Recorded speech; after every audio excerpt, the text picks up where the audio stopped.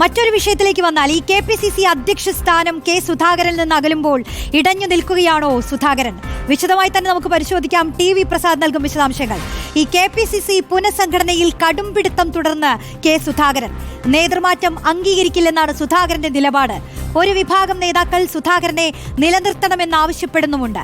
എന്നാൽ നേതൃമാറ്റം അനിവാര്യമാണെന്നാണ് ഹൈക്കമാൻഡ് തീരുമാനം. സംസ്ഥാനത്ത് സംഘടന ദുർബലമാണ്. പുനഃസംഘടനയ്ക്ക് പാർട്ടിക്ക് ഊർജം പകരുമെന്നും ഹൈക്കമാൻഡ് വിലയിരുത്തുന്നു. TV പ്രസാദ് നൽകും വിശദാംശങ്ങൾ. പ്രസാദ്, ഇതിപ്പോൾ എന്തായാലും കെ സുധാകരനോട് ഈ ഒരു നേതൃമാറ്റത്തെക്കുറിച്ച് നമ്മൾ ചോദിക്കുമ്പോൾ, മൈക്ക് മുന്നിൽ വെക്കുമ്പോഴെല്ലാം അദ്ദേഹം പലതരത്തിൽ അതിനെ പ്രതിരോധിച്ചുകൊണ്ട് നിൽക്കുന്നത് നമ്മൾ കണ്ടിട്ടുണ്ട്. പക്ഷേ ഇത്തരമൊരു സാഹചര്യത്തിൽ അദ്ദേഹത്തിന്റെ ഒരു നിലപാട് എന്താണ്? റോഷ്നി, മാധ്യമങ്ങൾക്ക് മുന്നിലുള്ള പ്രതിരോധത്തിൻ്റെ 4 മടങ്ങാണ് പാർട്ടിക്ക് മുന്നിലുള്ള സുധാകരൻ്റെ പ്രതിരോധം. ഒരു കാരണവശാലും KPCC അധ്യക്ഷ സ്ഥാനത്ത് നിന്ന് നീക്കാൻ കഴിയില്ല എന്ന നിലപാട് തന്നെയാണ് സുധാകരൻ മുന്നോട്ട് വയ്ക്കുന്നത്.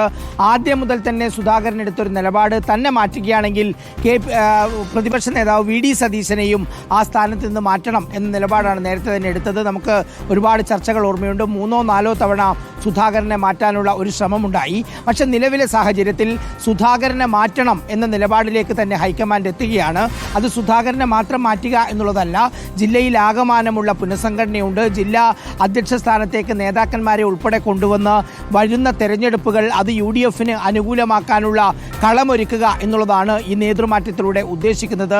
പക്ഷേ റോഷ്നി, കെ സുധാകരനെ KPCC അധ്യക്ഷ സ്ഥാനത്ത് നിന്ന് മാറ്റുക എന്നുള്ളത് കോൺഗ്രസിന് അത്ര എളുപ്പമുള്ള കാര്യമില്ല. കാരണം കെ സുധാകരനെ ഇതുവരെയും കാര്യങ്ങൾ ബോധ്യപ്പെടുത്താൻ ഹൈക്കമാൻഡിനോ പ്രധാനപ്പെട്ട നേതാക്കൾക്കോ കഴിഞ്ഞില്ല എന്നുള്ളതാണ് അതിൻ്റെ പ്രധാനപ്പെട്ട പ്രതിസന്ധി. നമുക്ക് കുറച്ച് പിറകിലോട്ട് പോയാൽ തെന്നല ബാലകൃഷ്ണപിള്ള, അതുപോലെ Mullappally Ramachandran, VN Sudheeran, MM Hasan തുടങ്ങിയവരെല്ലാം KPCC അധ്യക്ഷന്മാരായിരുന്ന സമയത്ത് വളരെ പെട്ടെന്നാണ് അവരുടെ എല്ലാം മാറ്റിയത്. പക്ഷേ ആ ഒരു ലാഘവത്തോടെ, ആ ഒരു പ്രശ്നമില്ലായ്മയോടെ ഈ കാര്യം പരിഹരിക്കാൻ കഴിയില്ല എന്ന നല്ല ബോധ്യം ഹൈക്കമാൻഡിന് ഉണ്ട് എന്നതാണ് ഇതിലൊരു പ്രധാനപ്പെട്ട പ്രശ്നം. പക്ഷേ നിലവിലെ സാഹചര്യത്തിൽ തദ്ദേശ തെരഞ്ഞെടുപ്പും അതുപോലെ നിയമസഭാ തെരഞ്ഞെടുപ്പും മുന്നിൽ നിൽക്കുന്ന ഒരു ഘട്ടത്തിൽ പാർട്ടിയെ കൂടുതൽ ശക്തമാക്കണമെങ്കിൽ അതൊരു പുതിയ സംവിധാനത്തിലേക്ക് പോകേണ്ടതുണ്ട്. പുതിയ KPCC അധ്യക്ഷൻ വരണം, പുതിയ ജില്ലാ അധ്യക്ഷന്മാർ വരണം.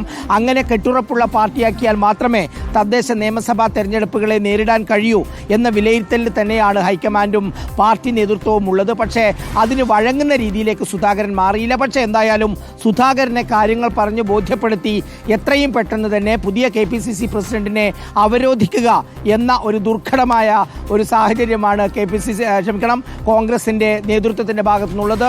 അധികം വൈകാതെ തന്നെ ആ തീരുമാനം ഉണ്ടാകും എന്നുള്ളത് തന്നെയാണ് കോൺഗ്രസ് നേതൃത്വം കണക്ക് കൂട്ടുന്നതും. റോഷ്നി, തീർച്ചയായും എന്തായാലും നേതൃമാറ്റം എന്നത് ഉറപ്പിച്ചു കഴിഞ്ഞാൽ പിന്നെ കെ സുധാകരനെ സേഫായി സെറ്റിൽ ചെയ്യുക എന്നുള്ള ഒരു കടമ്പ കൂടി ഹൈക്കമാൻഡിന് മുന്നിലുണ്ട്. അതെന്തായാലും വളരെ സൂക്ഷിച്ചു തന്നെ ചെയ്യേണ്ടിയും വരും.